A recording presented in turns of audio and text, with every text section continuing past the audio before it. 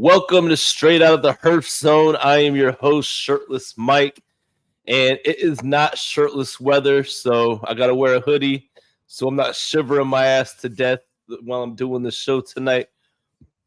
This is, the fourth recording that I've done this year for the show, so everybody that's jumping back on the train, thank you guys for supporting and showing love. Thanks for all the feedback I'm getting in everyday life. All that good stuff. So today, because it's actually the morning time when I'm recording this today, but we have Brian Motola from Cavalier Cigars, and we're going to talk about why I say Cavalier instead of Cavalier, because it's just something that it's been a vendetta of mine since I learned the truth. So without further ado, I'm going to bring Brian on, and we're going to have a good time and have a good show. What's up, Mikey? How you doing, baby? I'm doing great, man. I'm smoking. I'm about to smoke that bad boy right there. Nice. You are 100% right. It is not shirtless Mike weather down here. No, I mean it's gonna get worse Sunday, so I'm just doing my thing, and no matter, I mean, people could judge. People will know what the weather is like watching my show just based on how I'm dressed or if I'm dressed. So, well, you could create a sub brand hoodie Mike. Nah, no sub brands.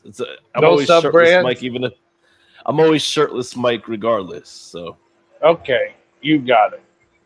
So yeah, we just came off a awesome Cavalier Cigars event at Smoke Ring 72, and what did you think about coming to the shop? I know you've been there once before. Tell us about your experience, what you liked so far. No, that was an amazing event. You guys did a great job promoting it, getting people there. That seems to be the biggest challenge that we're having right now in the cigar industry is people have become complacent a little bit. And they're not actively marketing and drawing people in. But it was a great event. We had a great time. The shop is amazing. Great team too. You guys are a great team. I appreciate that.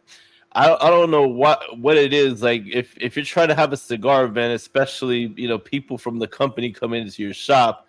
I mean, you obviously want to make a good impression, and I mean, it's really not that hard to do some marketing. That's like half my job. So, it's just all about getting that word out there. So, well, you did a great job. We had a lot of people show up, and the thing is they knew about the event. That was what the impressive part was, right? Like, oh yeah, I'm here for the event tonight.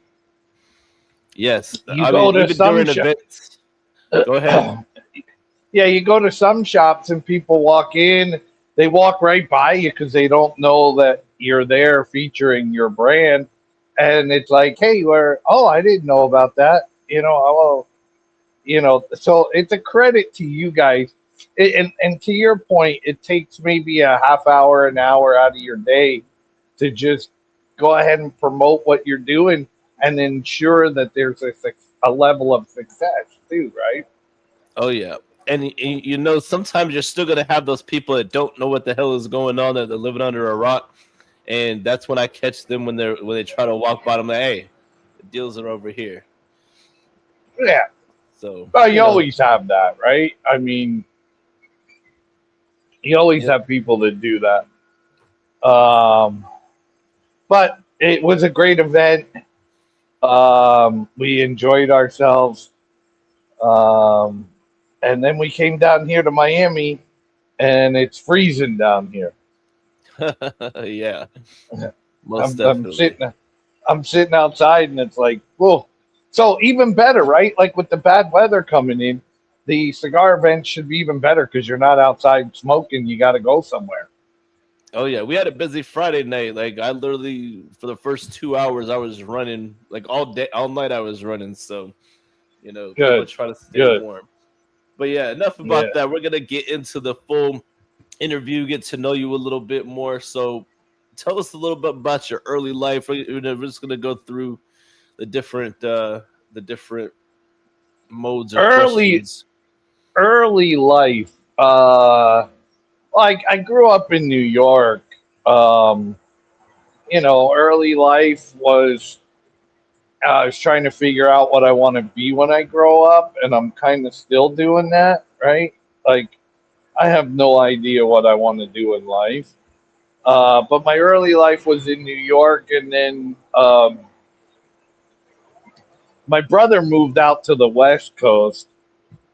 So I kind of followed him a little bit, went out to San Francisco, did a little bit of work out there and stuff. But really, what changed life for me was when I moved to Honduras because I found my where I belong. Right, I just feel at home there. Yeah.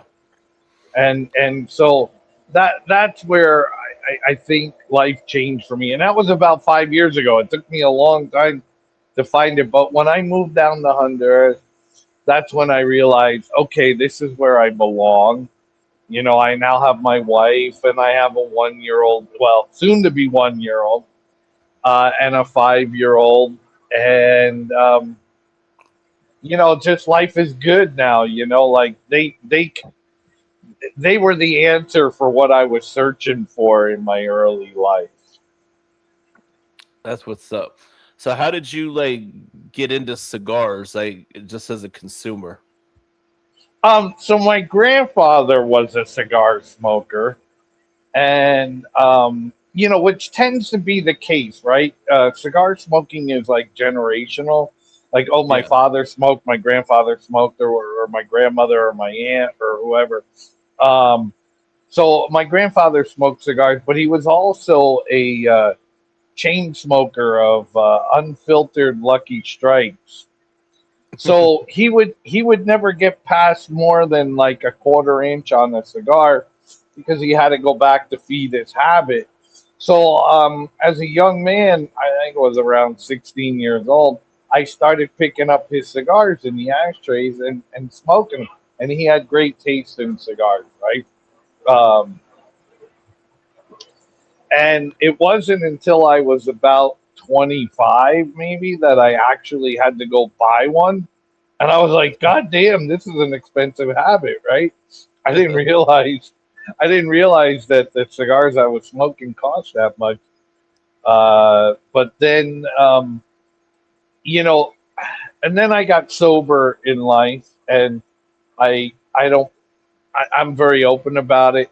There is no way I could have done day one without cigars. So thank God they were there, and thank God they're still here today. They keep me on the straight and narrow, the right path in life. So my whole life I've been smoking cigars. I mean, I remember when the cigar boom hit in the '90s, probably before you were born, Mikey. Yeah, Uh, well, I was born in '89, so the boom happened when I was just a young pup. yeah, when you were a young pup, but I mean, I remember going through that, and the first thing you noticed was the quality went down and the prices went up. Right? That's what happened during this first cigar boom. Quality went down, prices went up. Uh, so the cigar, it's funny, the cigar that got me through the boom was a Hoya de Nicaragua, no, Hoya de Monterey Excalibur #1 Maduro. That was my go-to stick during the 1990 cigar boom. Awesome. So, what did you like about that cigar during the boom? So I like the consistency of it, right? It never changed. I mean, to this day, it hasn't changed, right? And the price didn't change. And I think today it's still very affordable. I don't know. It's been years since I smoked one, but I just like the consistency that they were able to maintain. Because all of a sudden, a lot of people discovered cigars. I mean, that's why they call it a boom, right? Yeah. uh, and it put a lot of pressure on manufacturers. And the guys that did it right maintained quality through the whole thing. The guys that didn't suffered. Um, But that was the cigar that got me through the cigar boom. Awesome. So you talked a little bit about your sobriety journey and everything, and I found that there's a lot of people crossover, people that are sober in whatever capacity, and getting into cigars because it's a community, etc. So talk to us about your like journey through becoming sober, and because Well, you never know, there might be somebody out there with a similar story that can relate or is going through that now. well, you got to remember, right? Addicts and alcoholics, we tend to be social people, right? So we Hmm. need that social outlet, right? And you can find that in a cigar lounge. Um, even today where there's, bars and cigar lounges, right? Which that wasn't always the case years ago, but still, what we seek out is that camaraderie, that social aspect of it. And when you travel around this country, you find out there's a lot of people that are sober. There was a guy at the event the other night, right, that was talking to me about it. Yeah. Um, so it's not uncommon. There's a lot of us out there. In fact, when the industry came under attack from the FDA, I was lobbying for the powers that were supposedly fighting the FDA. Talk to AA, find out how many of their members are actually hanging out in cigar lounges, because I don't know that number, but I know there's a lot of us. And I was like, argue from that standpoint that cigars saved all of our lives, right? And stop arguing medical data and all that bullshit. Just let's make it a human. Let's create the human connection to it and say, look, without cigars, I'm dead in an alley somewhere. I mean, how are you going to argue that if you're the federal government, right? You're going to look like an idiot if you argue that or try to argue that. So um, but honestly, day one cigars were the were the common denominator from day one to year 33. Amen. That's what's up, man. Appreciate you for sharing your story. I know you're an open book, so that Oh, I will, am, yeah. yeah, that could definitely, somebody could be going through that, or could just relate. So that's awesome. You So know, and so for all of us, we have a rock bottom, right? Like that, something that triggers us to get us to commit to our sobriety and commit to a clean life. And for me, I lost a son in 1991. And that really, people say things are a sobering experience. That was a sobering experience for well, man, I'm me. sorry for your loss. No, that's okay, but that was my rock bottom. But now here I am 30 something years later, and I've been blessed with, four beautiful sons, two grandsons. I mean, it from the ashes came this just amazing family life for me, and I couldn't be happier. Amen. That's what's up. So how did you and Sebastian get hooked up with with Cavalier cigars, or I mean, or was this, I mean, So we actually I'll met go at with that. Yeah. a multi vendor in Virginia. The shop isn't there anymore that we met at, and then about a year later we decided to open the factory in Honduras. And for me, boutique brands tend to rely on third party manufacturing, and the problem with that is you don't control your blends, right? I mean, the factory that you contract with, they have your blends, and if they want to knock off your blend, they can, right? So Yeah. owning your own factory really allows you to control a lot of things, right? But the number one thing it does is it ensures that there aren't five different companies with their bands on your blend, right? Which happens all the time in the industry. Oh yeah.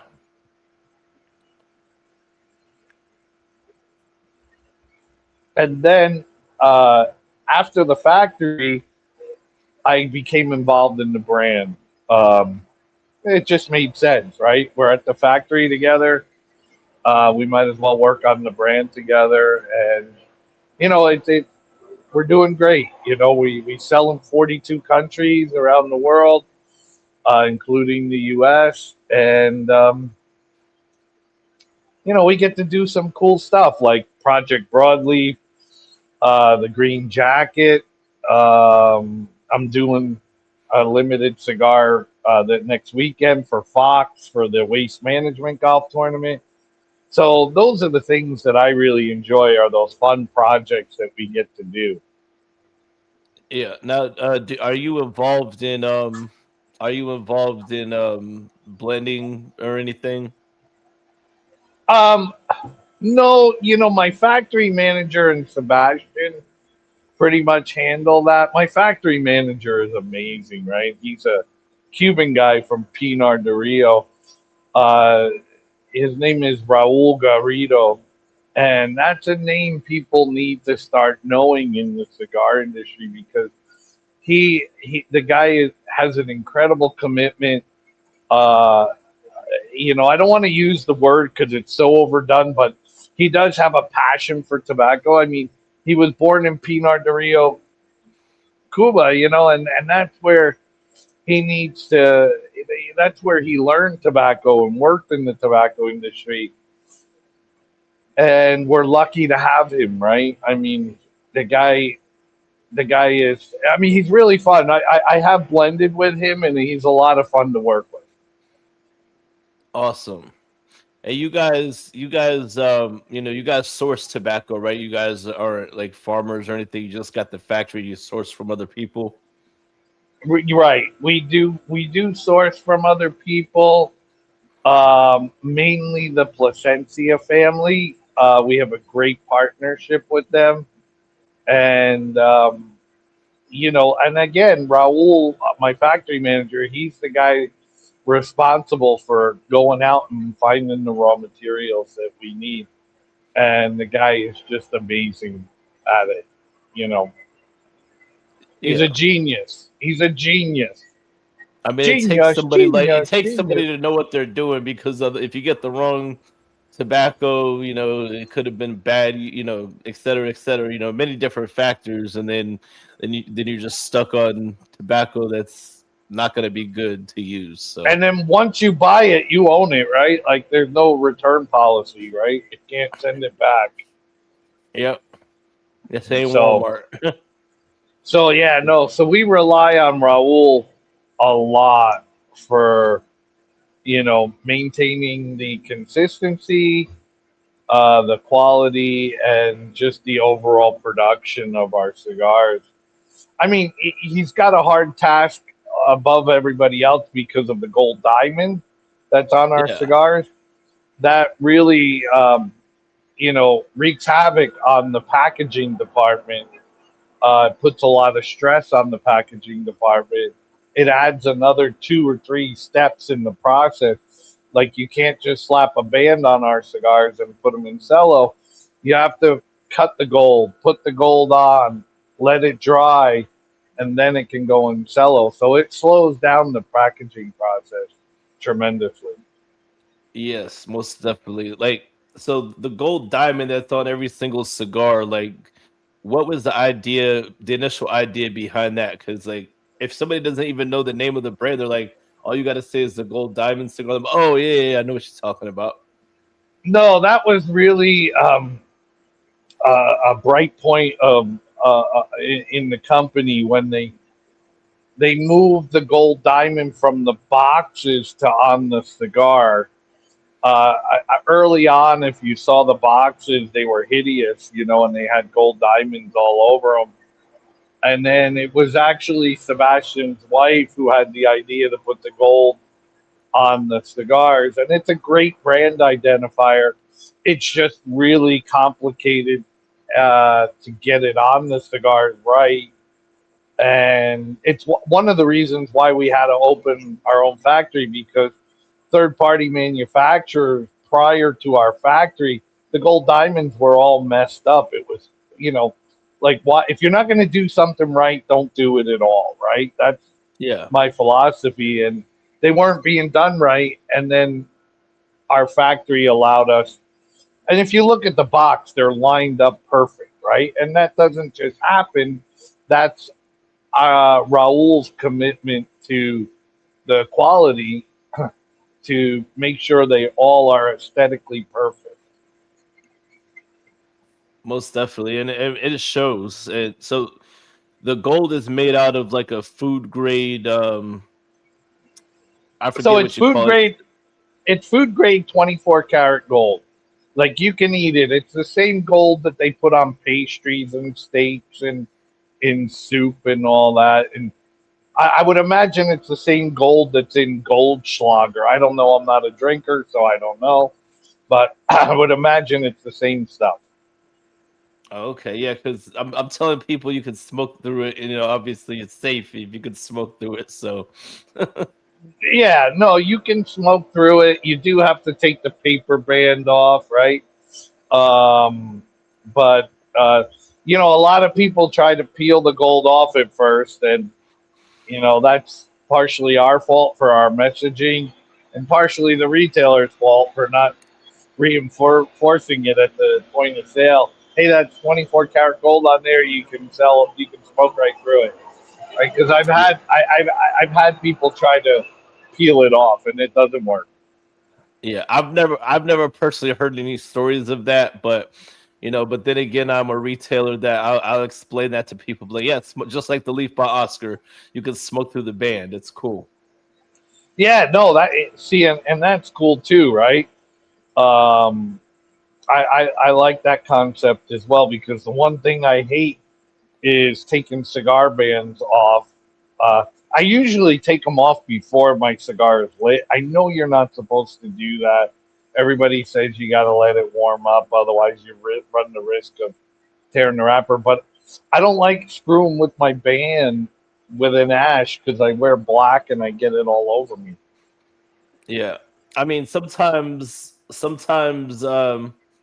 it works good before. It just depends on the company. Some people use too much of the pectorin glue, and if you use just the right amount, you should be able to take the band off before or during. But sometimes you just wait too long, and then you're trying to fuck with it, and then you end up bending the cigar, because sometimes, like the cigar, it just gets with the heat in that spot, it will like bend it and cause wrapper tear and stuff like that. So Well, cigar bands and boxes are the thing that drive me crazy, right? Because where do they all end up? Bands and boxes, they end up in the garbage, right? I yeah, mean, so uh, I've seen some people do some cool stuff, like the girl that does the art out of the band. I think it's Kim Jack Art. She does amazing uh, uh, mural type or painting type things with cigar bands,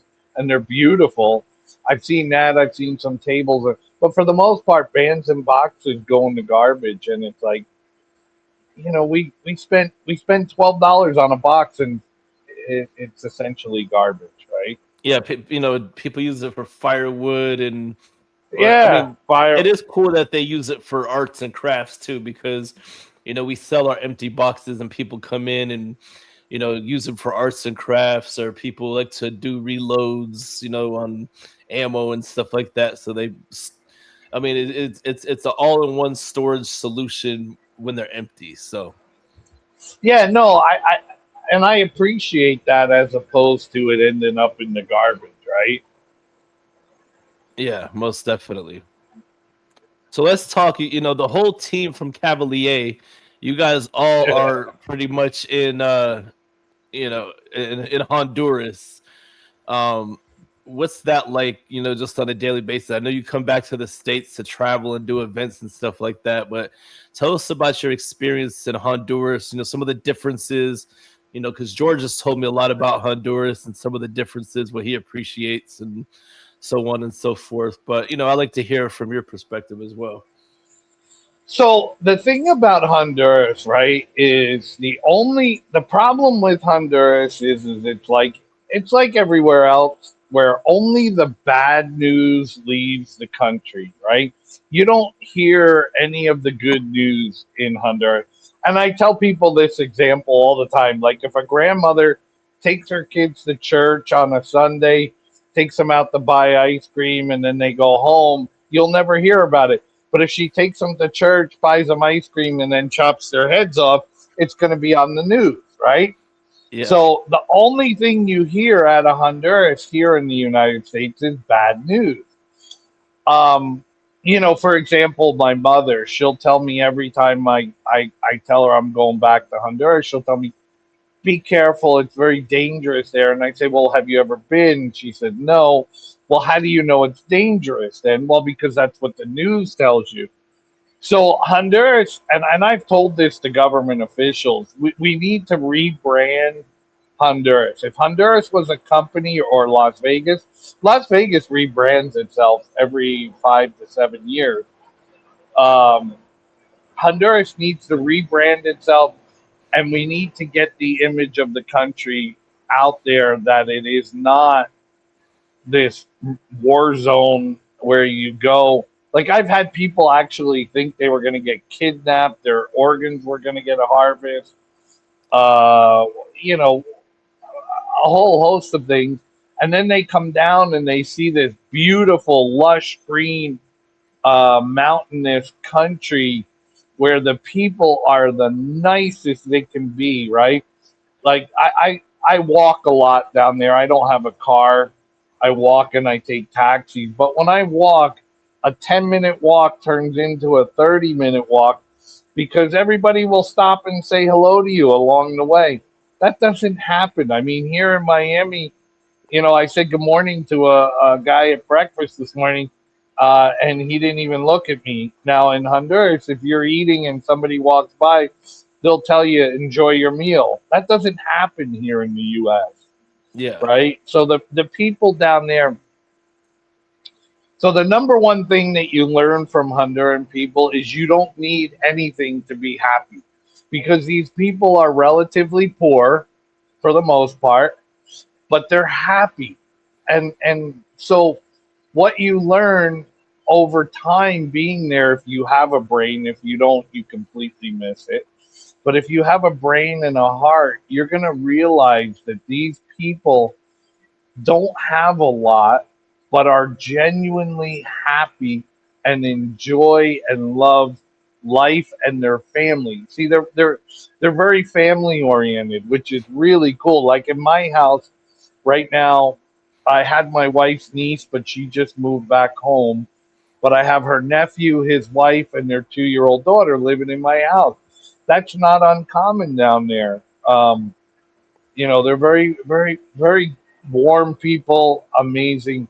Uh, I highly recommend everybody experience Honduras. Oh, most definitely.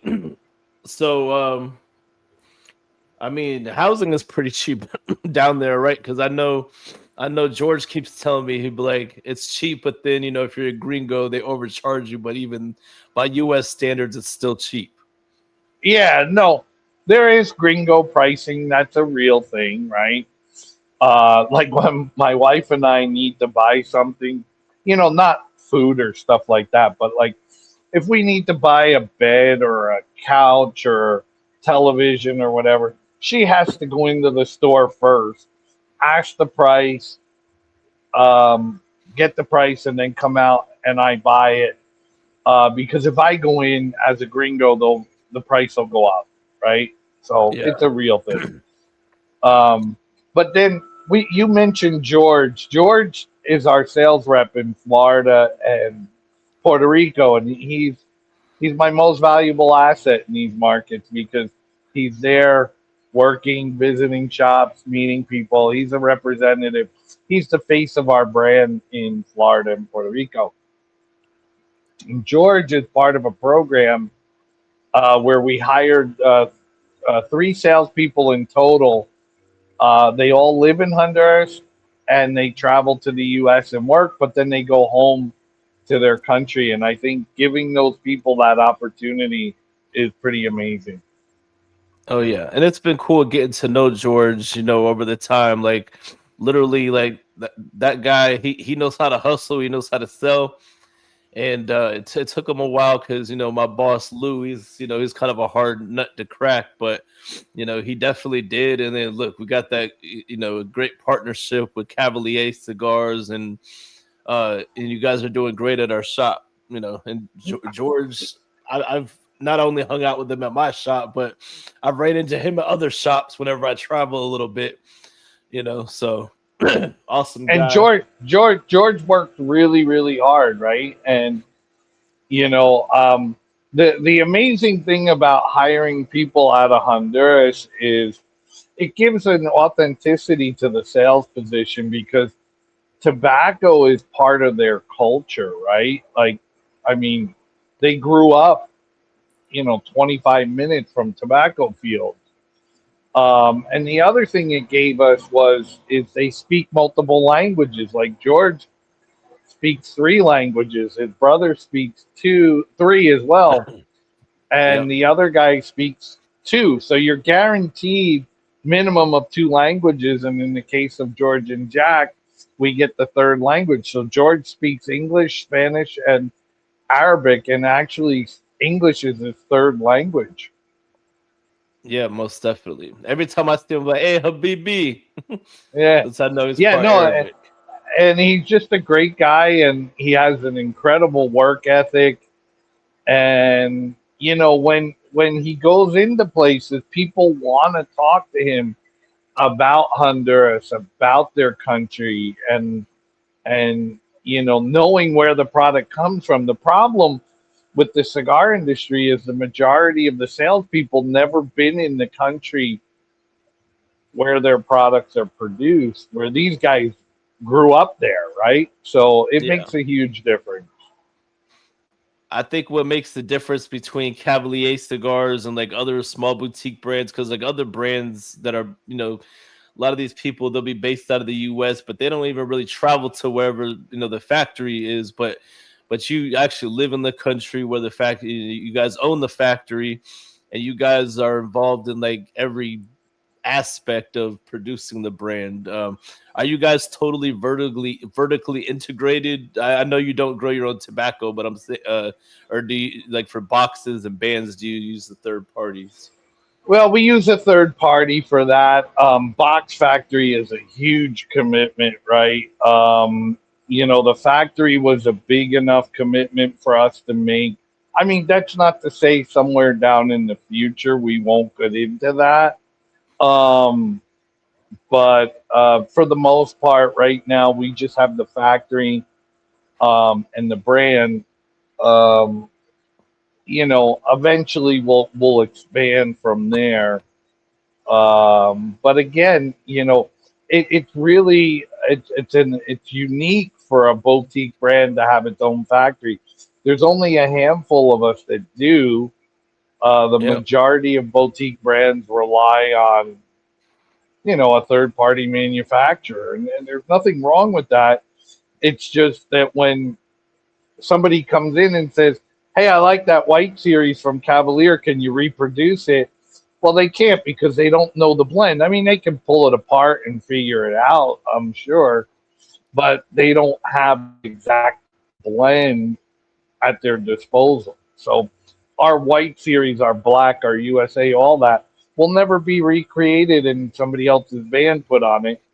But that happens all time and time again in this industry.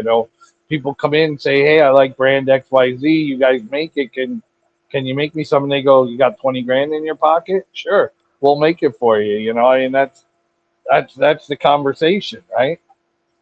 Yeah. It's kind of like So those. It's kind of like those. Like the online retailers. They got like brands that are like Fugazi or whatever, and and then they're trying to recreate certain brands. Like it would be the brand, and then it's Fugazi. And I feel like yeah, that's just. I feel like that's just it's not a good way to do business. Just be original.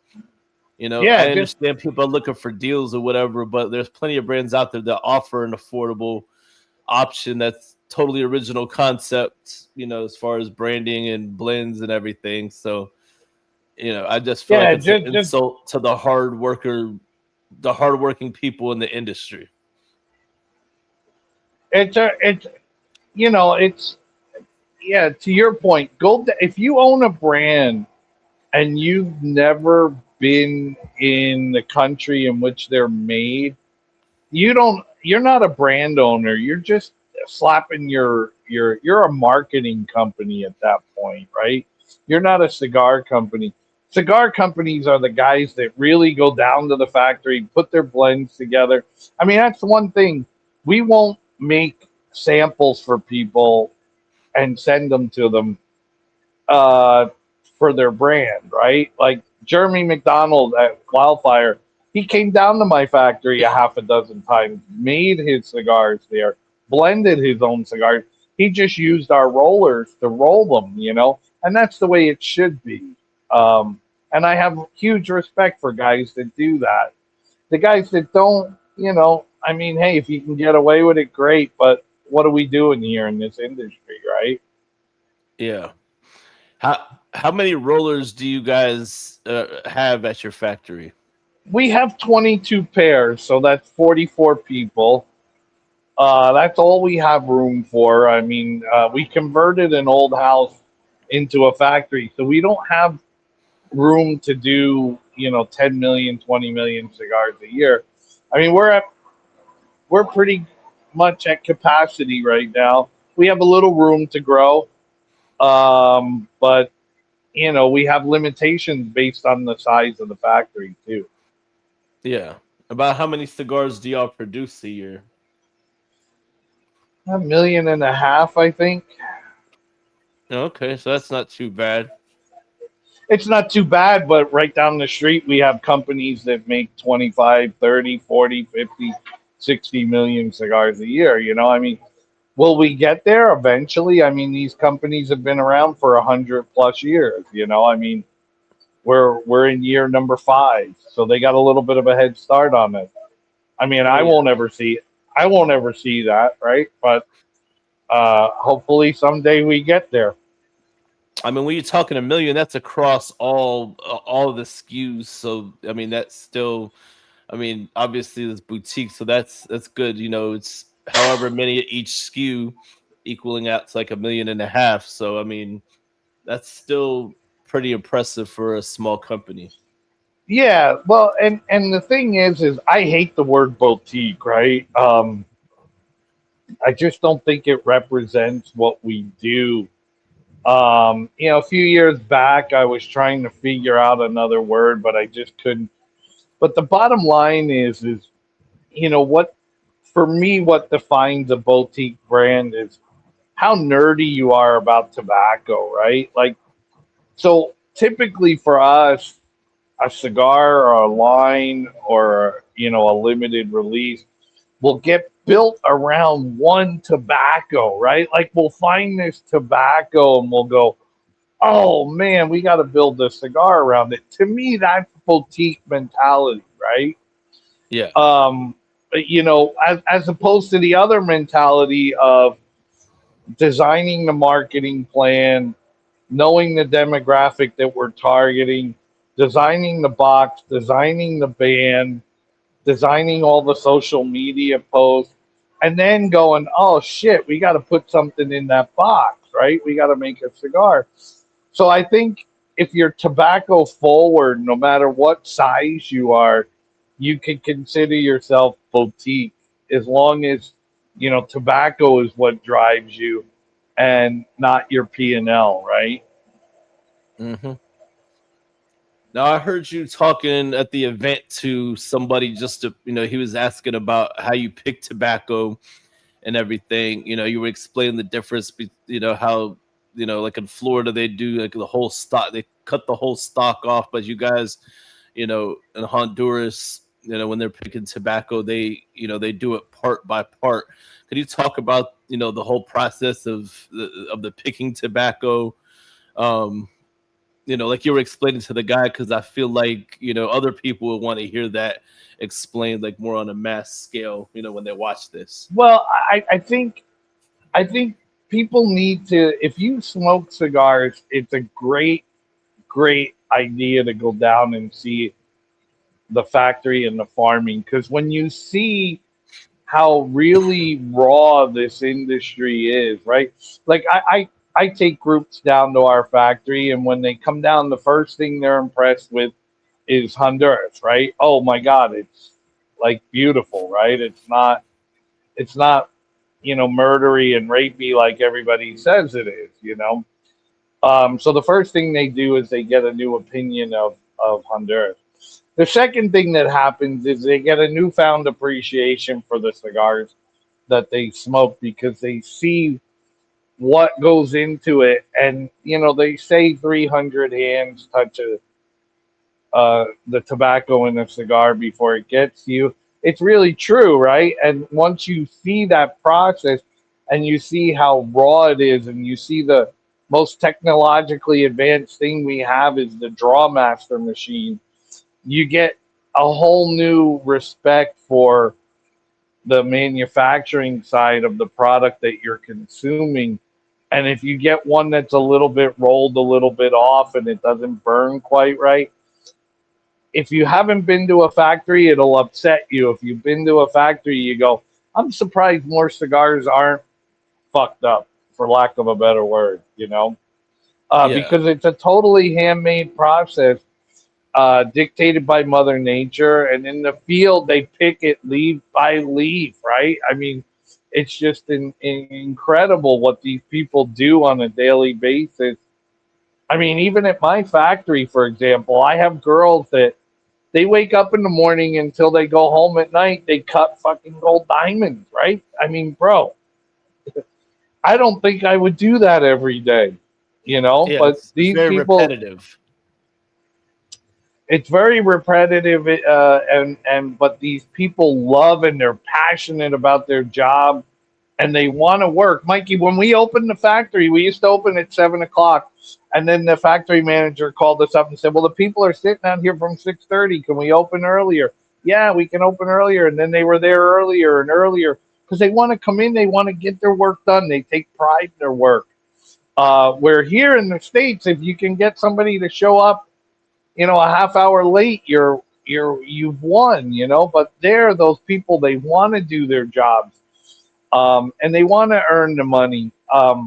What we pay in Honduras is essentially double of what they pay in other countries. So somebody that rolls cigars in Honduras can actually live, right? They're considered the middle class in Honduras. Nice.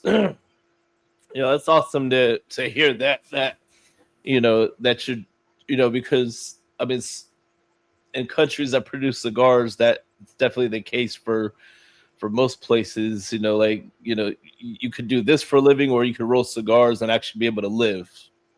Yeah, yeah, no, to give somebody a job that can support their family, that's really what it's all about. Just to give somebody a job, just to give them a job doesn't help anybody. It doesn't help you, it doesn't help them.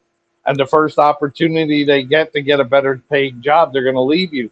So if they can pay their family and they're treated with respect, that's really all they want, right? And so we have the utmost respect for everybody, right down to Lorena, who sweeps and cleans the factory. I mean, they have our utmost respect.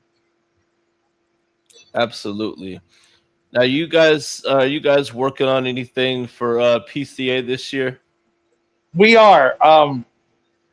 So at PCA this year, we're going to release our Project Broadleaf again. We're going to take pre-orders at PCA for Project Broadleaf. We have our annual LE, which we do every year. We make 1,948 boxes, the melting point of gold. And 1,100 come to the U.S., the rest go to the rest of the world. We're going to revamp our small batch offerings right now. It's 2 Lanceros and 2 Salomons. We're going to change that up. I don't want to spill the beans on that. Um, Cavalier, or as you say, Cavalier, depends on how French you want to sound. Um, uh, we're in our 10th year, so we're gonna have a 10th anniversary cigar, which will then roll into a core line in 2027. The reason we're going to do that is we don't make a full bodied line right now, and we need it really bad. So this 10th anniversary is going to be a full bodied offering, and then it'll roll into um, the full bodied line in 2027. Nice. Is there anything from any other companies that you're looking forward to? I haven't seen a whole lot of like PCA announcements. I mean, it's still kind of early, but anything that you might be looking forward to being released is coming up here from other Well, companies. yeah, obviously we're looking at what CLE is going to do to top that aviator packaging that they had last year at the show. That aviator was just beautiful, right? It was absolutely wonderful. So I want to see what they're going to do to top that. I'm really curious to see. And then I'm a black label trading whore. I love black label trading. So I always look to see what they're doing. I haven't heard anything from them, but I will definitely jump on whatever they bring out. But I really want to see what Christian and his sons and that company do to top the Aviator. That was absolutely gorgeous. It won best packaging and half wheel, and I was like, yeah, well, everybody knew that was going to happen. Yeah, I mean, It was beautiful. there's a lot of companies make a lot of cool packaging, but it's definitely companies like that will definitely take the cake. Yeah, Because you could do anything for packaging. did you see the Aviator series that they did? I don't think I'm about to look this up right now while you're talking about it because I don't remember seeing it. I'm gonna Oh, look it it was up. beautiful. Beautiful. I mean, absolutely gorgeous. Yeah, because Google is taking me to somewhere else. Hold on. Yeah, Oh just yeah. go on half wheel and type in the Aviator, CLE Aviator. Oh no, I see it. I'm just googling. Oh yeah, this thing looks nice. Definitely top tier packaging. Oh, Uh, 100%, right? And that's a top tier company, right? That I really respect and everything they do. And when I look at their portfolio and I see, Asylum really is the workhorse in that brand. Stuff in the CLE and Euroa portfolio get overlooked that are absolutely stellar cigars. I mean, the family's got 100+ years in growing tobacco. I mean, uh, people need to really experience that brand more. oh yeah, it seems like so I've been around smoking cigars almost 20 years. So when Christian first came out with CLE, I remember. I mean, people were just on it. Now I don't hear as much about it, even though they're still consistently making cigars. We've kind of gone in and out with carrying CLE just as people are looking for it or not looking for it or whatever. But they've definitely shown, they definitely make good cigars still to this day. And I just wish they didn't get overlooked so much. Exactly, me too, right? And when you look at the history behind that brand, they owned Camacho at one point, and Camacho Diploma to this day is probably the best cigar I ever smoked. And they people will figure it out eventually, right? That's the beautiful thing about human nature. But there's some stellar cigars in that line, and they're the masters of Corojo, right? They grow the best Corojo out there in the market, and they're amazing. Oh, Good yeah. Same people thing. too. I mean, Christian's brother and dad, with Aladino. I mean, people people have been sleeping on them as of lately. When they first came out, they were all over. Everybody was smoking them a lot, and then I feel like just as a retailer and that carries those brands, that people have just been sleeping on them, and I try to direct people back to it, like you got to smoke this, you got to smoke this, and then once they Oh, do, they usually kind of go back to it. that Reserva, that Corojo Reserva that they do, which is the original strain of Corojo seed before it was genetically modified, is amazing cigar. I mean, I looked for it in your shop. You had it in Robusto. I think I was looking for it in the Corona or Corona Gorda. I can't remember which size it comes in. But I'm a smaller ring gauge guy, right? I mean, I don't smoke anything past the 48 normally. I mean, right now I am because that's all I got. But when I'm buying cigars, it's small ring gauge, which is why I like Black Label too, because they make a lot of small ring gauges. Oh yeah, I'm a smaller ring gauge guy. I don't go past the Toro usually. I like Hmm. Robustos, Toros, Churchills. You know, I mean, people think that you're getting more value with smoking like a big Gordo or you know anything bigger than that, and I'm like, well, you're missing out on a lot of flavor. When I have to explain to people, you have less binder and filler and more wrapper, and you know that's where the flavor's coming from is the wrapper. So you could Yeah, well, definitely taste the difference.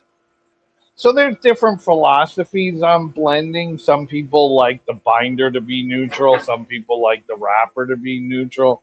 Some people want the fillers to be the star of the show. And then there's people that make a blend where everything contributes, right?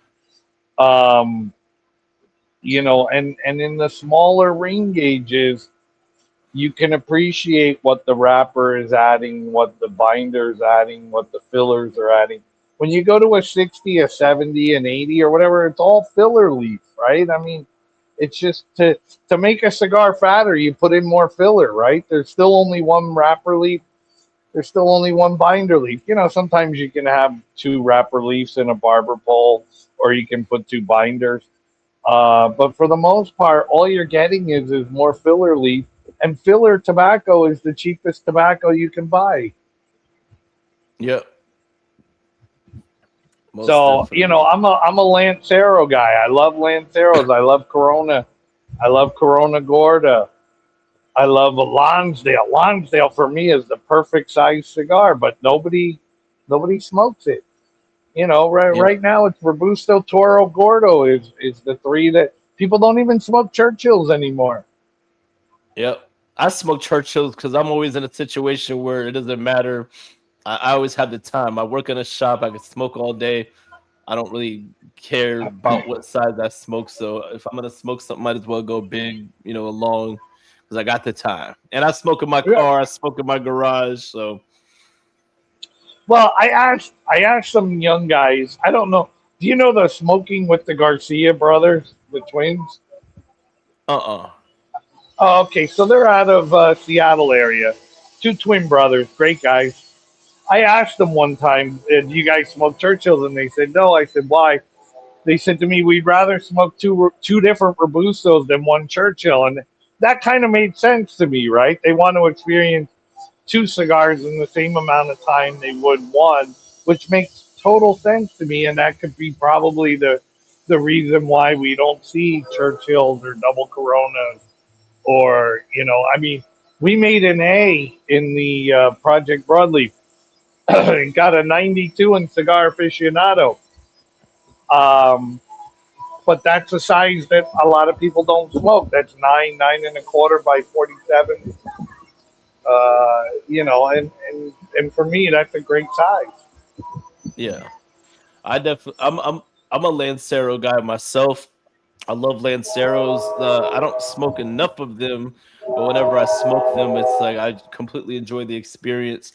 And it's such a small fragment of the population where you meet another Lancero person, you're just starting to nerd out.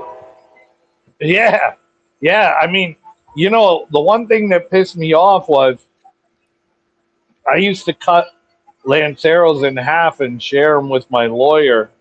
And then Roma Craft put out the Weaselitos, which is a Lancero cut in half, right? I'm like, Yeah. the guy's brilliant, right? Hats off to Skip. He's a genius. I had been doing that for years with my lawyer. We'd go bird hunting. We'd cut a Lancero in half and share the cigar. Hell yeah. Yeah, that's I know one other guy. He doesn't smoke Lanceros, but whatever cigar he gets, he cuts it in half, and then and that way he can smoke part then, and then if he wants to smoke another part. And I'm like, wow, like you're getting two different experiences because the cigar is meant to be smoked whole, but it's definitely a unique experience. It doesn't mean it's going to be a bad experience, but when it comes to that, you I mean, no, you could start with the, not the beginning, the first part of the cigar. You could start right there in the middle, and sometimes you can end up with the best parts of the cigar. Yeah, exactly. Exactly. No, I mean, that to me was genius, right? Like, cut Lanceros in half and sell them. How didn't I think of that? I've been doing it for years. I know, right? And now you can't even do that because they've already done that, and so it's not an original concept as far as like the marketing goes. It was just something you were doing on a personal basis. So 100%, and I would never copy it. And that's the thing, right? Is you made the statement earlier, and I agreed with it wholeheartedly. Be unique, be yourself. Don't copy everybody else. I mean, it's ridiculous. I mean, what are you trying to accomplish by somebody doing something? I mean, we we we struggle to innovate in this industry because it's really a tough industry to innovate in. You know, like if you look at the Apple Computer Company, I mean, their success was when they started innovating outside of the computer world, and they started making the iPod, or I think that was the first, and then they made iPhones and then they made the phone. So they deviated from their core business, which was computers once upon a time. Unfortunately, we really can't do that in the industry. The only company that had any success outside of the tobacco market was Davidoff with Cool Waters, right? That was the only company that was able to innovate outside of tobacco, which makes it difficult, right? It's a really tough uh, industry, which is why I love when people do something creative and with the packaging like that aviator. I mean, that's beautiful. That's innovating within the industry, though. Still, it's not outside the box. But I love when people do that because it's just amazing. and then you also can't forget about Matt Booth, Room 101 gin and his jewelry, and The guy's a genius, right? the guy's a The fucking guy genius. the guy is a genius, right?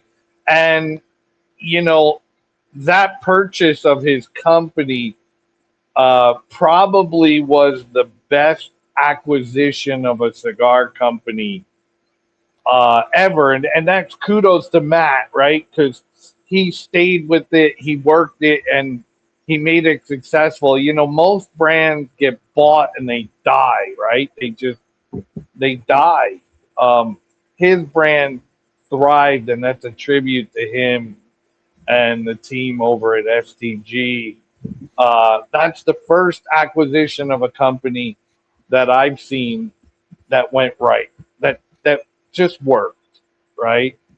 Absolutely. And the fact that he's still a part of it, he's just got big money behind him. So, Well, and kudos. it's evident, right? Like that Johnny Tobacco statue that you see in every shop is genius, right? And I don't know whether you follow Nick Goss at all. He's an amazing guy up in Massachusetts, New Yeah, I know England who he area. is. I don't think I'm even friends with him on Facebook, but I'm aware of who he is and what a legend he is. Go So that's go back and look at his Facebook page because he doesn't have an Instagram. He has a hashtag, Gosh needs an Instagram. He doesn't have Instagram. Go look at what he did to the Johnny Tobacco statue. I mean, Oh, this guy is the most creative guy in the industry. And why a major company hasn't made this guy an offer is beyond me. Like, the guy is the most he's a creative genius. And if anybody from a major Big Five, Big Six company is listening to me, get this guy, put him on your team. Like, he would fit into Drew Estate like epically, right? Like, it would be a match made in heaven. I don't know why people haven't snatched this guy up. I mean, he's a broker, so I don't know if he'd give up his independence and his life that he's created for himself. Um, because being a broker, you make your own hours, you don't answer to anybody, right? Like, they don't work for me, they work with me. Some companies treat their brokers like they're in-house reps, which totally violates every labor law known to man. But somebody needs to snatch this Gosh guy up from the creative side and just let him run their marketing department. The guy is a genius. Oh, absolutely. Well, we're coming up on the hour, a little bit past the hour, and I want to thank you for coming on the show, brother. I'm gonna have you and Sebastian on together at some point because I feel like we could do a hell of a lot longer. But Anytime, anything for you. You're one of the good ones, Mikey. You know, I don't like when you fuck with your brand and you're not shirtless, but I understand it. well, I when think you go to a major event that I have a good relationship with the people running it, you'll see me shirtless, and actually, people bust my balls if I am wearing a shirt. But today, though, it is too damn cold for me to be shirtless. I got my Project Broadleaf shirt on and my hoodie. nice, nice, But yeah, so I nice. appreciate you for coming on the show. Everybody that's out there watching, I appreciate you for tuning in. Make sure you leave comments, all that good stuff. And I'm going to let you know when we're not live or not recording so we can talk that real shit. Yeah, and